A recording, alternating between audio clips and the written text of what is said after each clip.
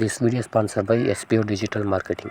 நீங்கள் வேலை தேடின்னு இருக்கிற நபரா, இல்லை ஹவுஸ் ஒய்ஃபோ, லேடிஸா, இல்லை படிக்கிற ஸ்டூடெண்ட்ஸா, உங்கள்கிட்ட ஒரே ஒரு ஆண்ட்ராய்டு மொபைல் இருந்து அதில் ஃபேஸ்புக், இன்ஸ்டாகிராம், யூடியூப் இது மூணுத்தில் எது இருந்தாலும் நீங்கள் இந்த ஜாபுக்கு எலிஜிபிள். நெக்ஸ்ட்டு சோசியல் மீடியாவில் கண்டென்ட் ஷேர் மற்றும் பப்ளிஷிங் செய்கிறது மூலிமா நல்ல இன்கம் பெறலாம்.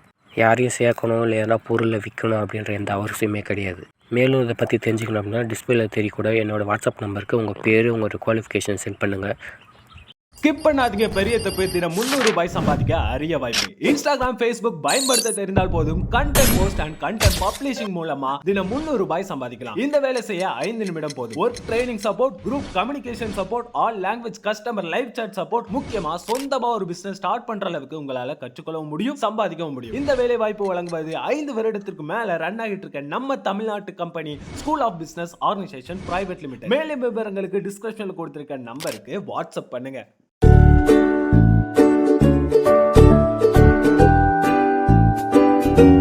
Hello friends, welcome to my channel.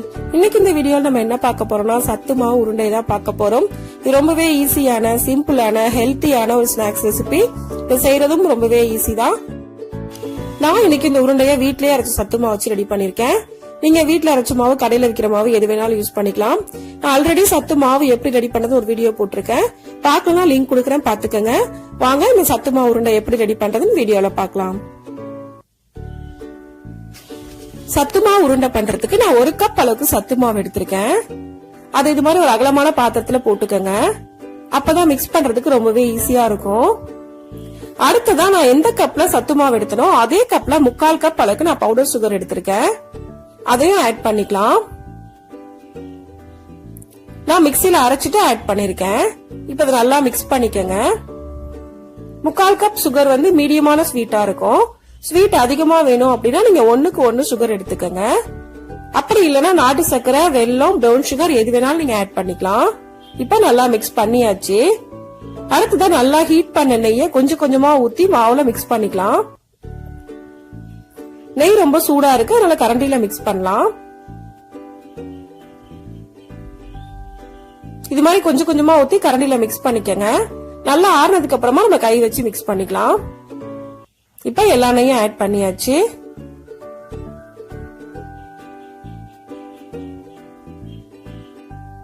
இப்ப நல்லா ஆறிடுச்சு. நம்ம கை வச்சு இது மாதிரி நல்லா மிக்ஸ் பண்ணிக்கலாம்.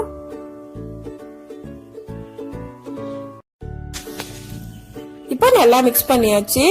இந்த அளவுக்கு மிக்ஸ் பண்ணதுக்கு அப்புறமா நமக்கு எந்த சைஸ் உருண்டை தேவையோ அந்த சைஸ்க்கு மாவு எடுத்து நம்ம இந்த மாதிரி கையில நல்லா அழுத்தி உருண்டை பிடிச்சிக்கலாம்.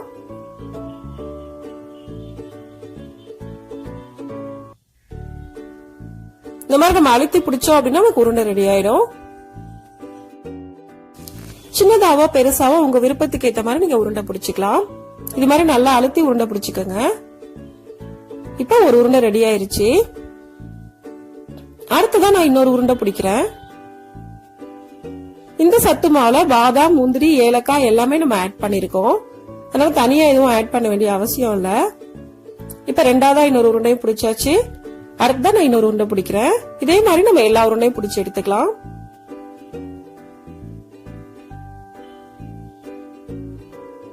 இப்போ எல்லா உருண்டையும் பிடிச்சாச்சு. நம்மளோட சத்து மாவு உருண்டை ரெடி ஆயிருச்சு. இந்த ஹெல்த்தியான சத்து மாவு உருண்டையை இதே மெத்தட்ல நீங்களும் ட்ரை பண்ணி பாருங்க.